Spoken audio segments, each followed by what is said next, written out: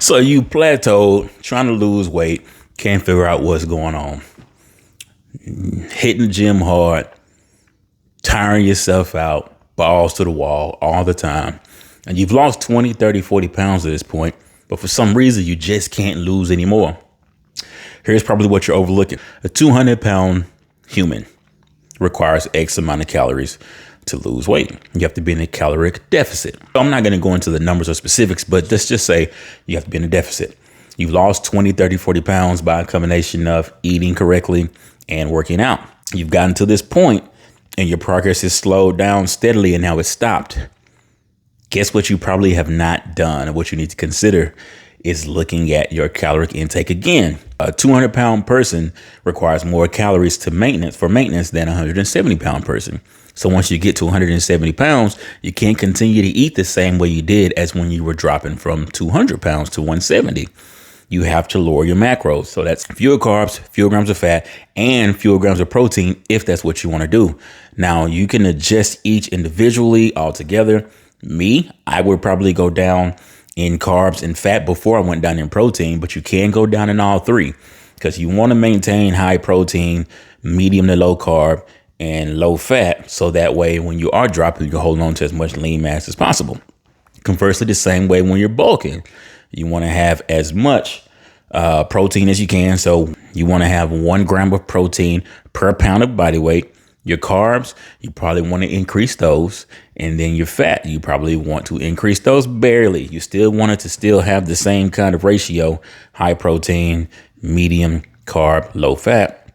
However, a good rule of thumb when cutting is to intake 1 gram of protein per pound of body weight. For me, the same thing with carbs, 1 gram of carbs per pound of body weight. And you can go up and down depending on how much you can go up and down depending on if it's a heavy, strenuous leg or back day, or if it's an endurance training type of deal, you go down on your carbs.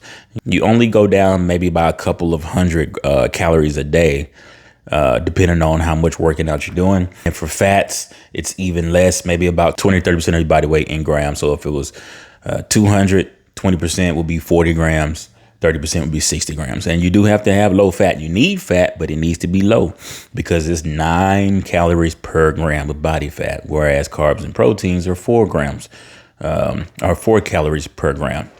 And so then after that, once you maintain that, you can still work out the same. Splits remain the same. All that remains the same. And then you'll see progress go. That's why it's harder. The more weight you lose, that's why it's harder to continue, because you have to look at every facet of weight loss. That's nutrition, that's water intake, that's sleep, that's recovery, and then that's training intensity.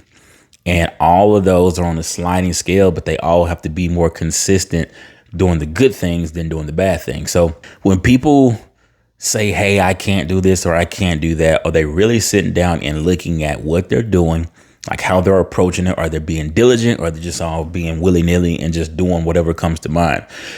Fail to plan, plan to fail. Simple as that.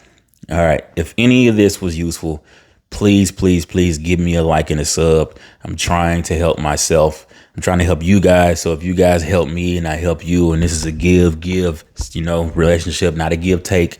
Because I'm trying to make sure I'm trying to help. I'm trying to give good, genuine information, and hopefully people latch on to it and help me go places. So I appreciate it. And I'll see you guys next time.